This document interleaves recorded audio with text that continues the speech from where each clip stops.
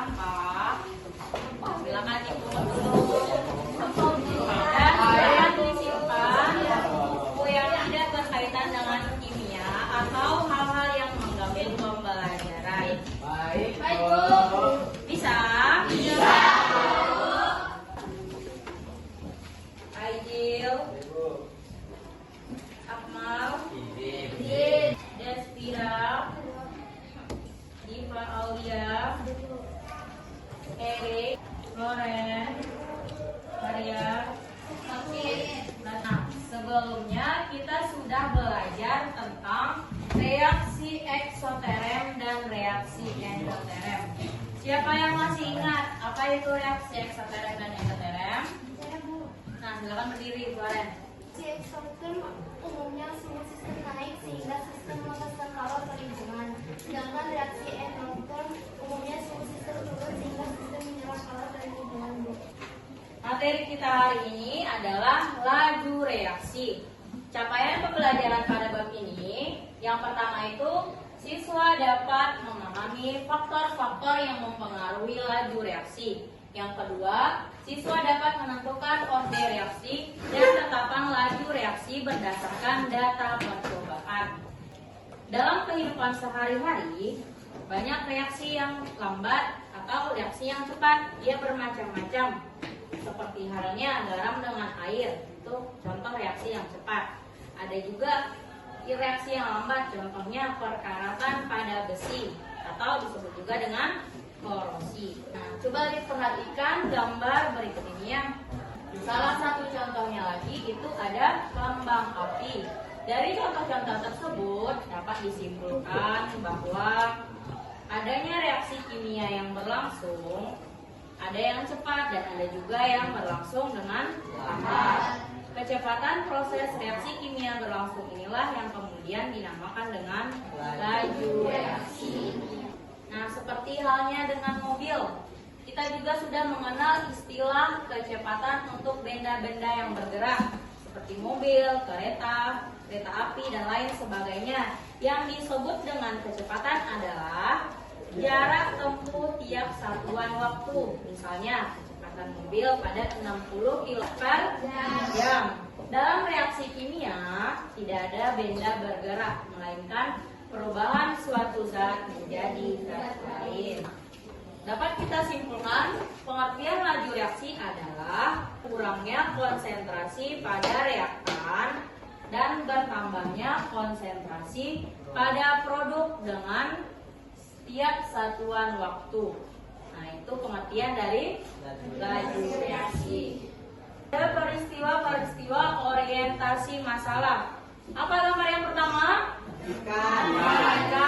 Ikan yang berada di atas es batu dan ikan yang biasa di pasaran. Yang kedua, gambar apel yang rusak dan yang sudah busuk.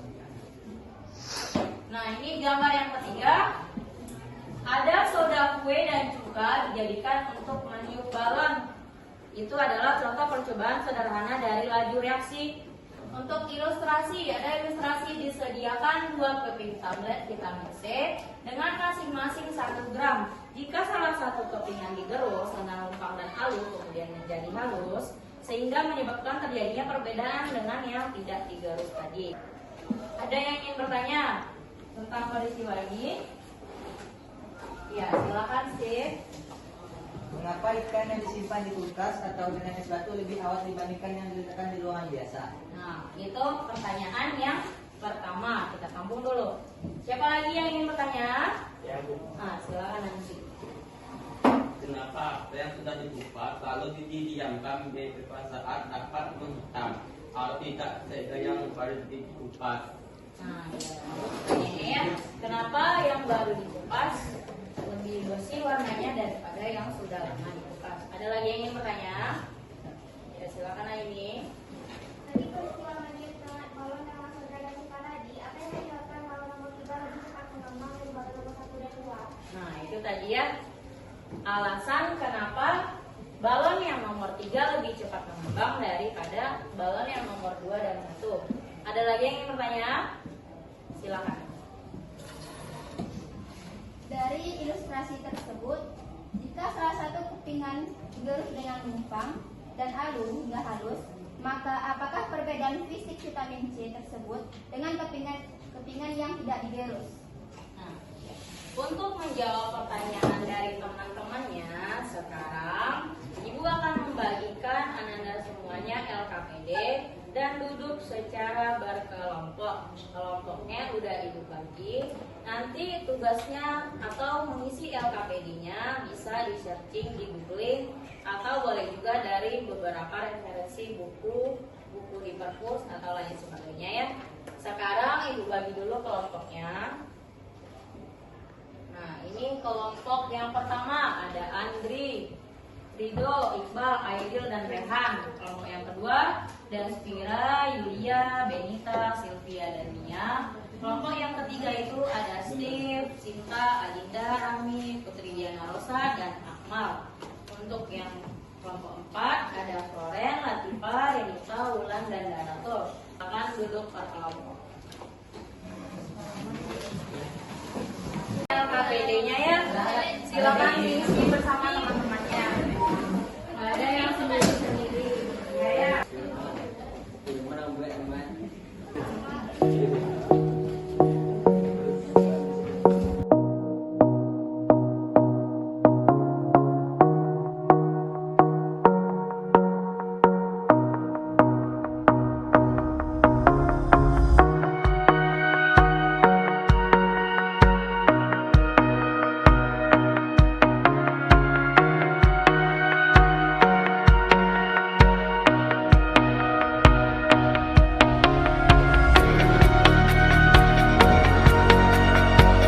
Nanti persiapkan dirinya untuk salah satu orang kelompoknya maju ke depan untuk membacakan hasil dari diskusinya.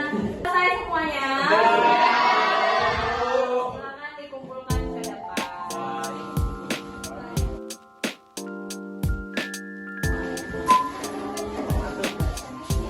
Dan masalah tadi ini udah terkumpul beberapa lembar jawaban peserta didiknya.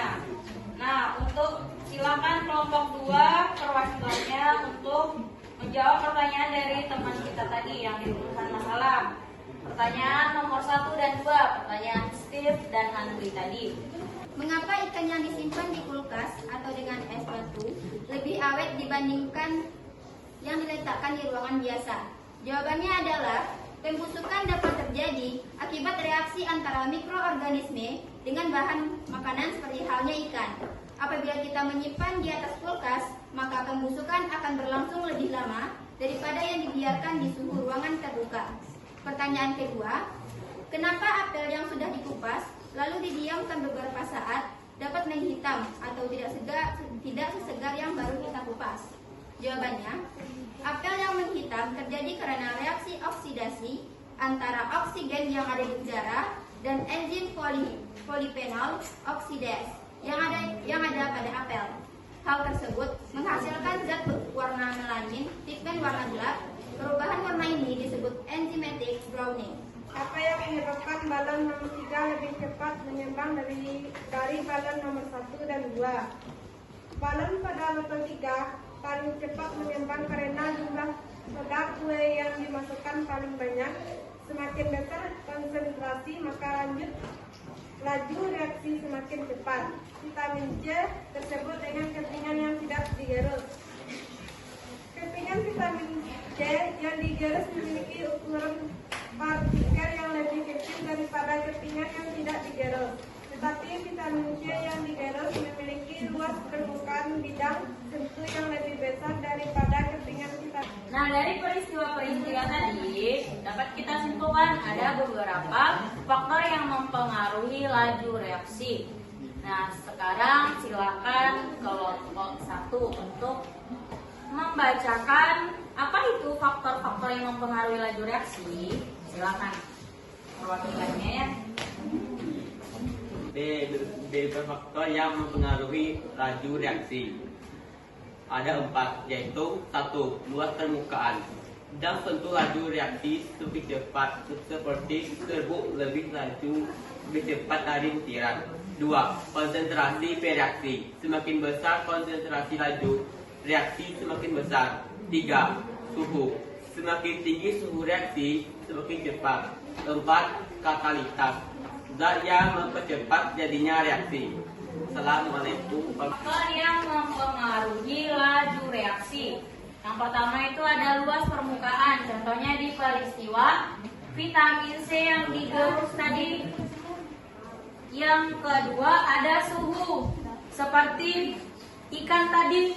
Kalau dia diletakkan di suhu ruangan terbuka, dia lebih cepat busuknya daripada yang diletakkan di kulkas atau yang dibuat di atas es batu.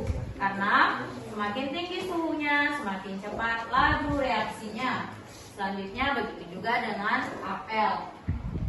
Satu lagi, katalis atau zat yang mempercepat terjadinya reaksi, biasanya terjadi di enzim tubuh kita.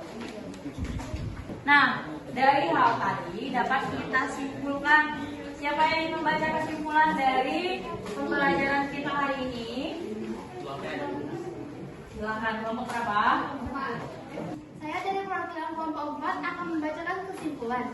Nah, laju reaksi dapat dinyatakan berkurangnya konsentrasi reaksi atau bertambahnya konsentrasi hasil reaksi untuk jangka waktu.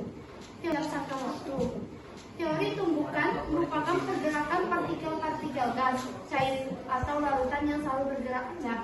Pergerakan partikel ini akan mengakibatkan terjadinya tumbukan antara partikel.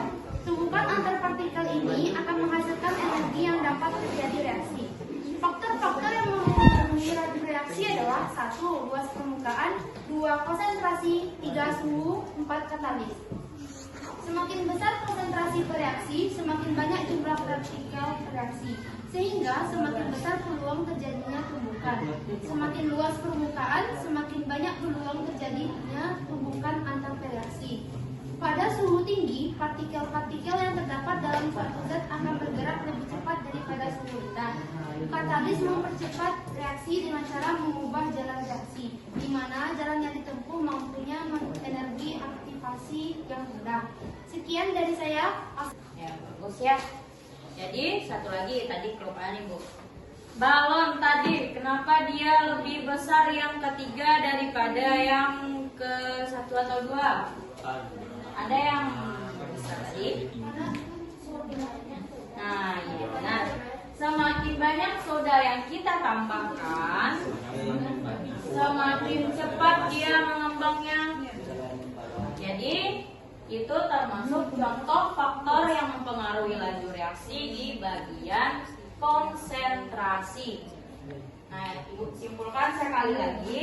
Laju reaksi adalah berkurangnya konsentrasi bereaksi dan bertambahnya konsentrasi produk seiring dengan setiap satuan waktu. Ada beberapa faktor yang mempengaruhi laju reaksi. Yang pertama apa tadi? Luas permukaan. Apa lagi? Suhu, konsentrasi dan katalis. Ada 4. Paham? Apakah pembelajaran hari ini menyenangkan? Apakah semua materinya dapat dipahami? Dapat. Sekarang silakan kerjakan post testnya di link yang sudah diberikan, atau bisa juga Ananda scan barcode di depan. Boleh ditulis namanya, nanti di sana ada opsinya. Dijawab dengan benar dari pemahaman kita tadi. Waktunya 3 menit.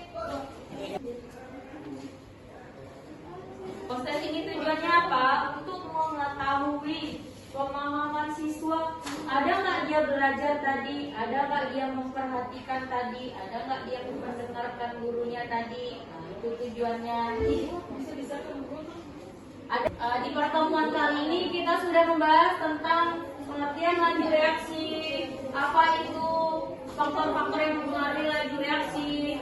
Nah, pertemuan selanjutnya kita akan membahas tentang cara mencari orde reaksi berdasarkan data hasil percobaan. Silakan dibaca bahan ajar yang sudah Ibu share tadi ya, masing-masing tadi. Nah, Ibu cukupkan. Mohon maaf jika ada kesalahan. Kita akhiri dengan membacakan hamdalah.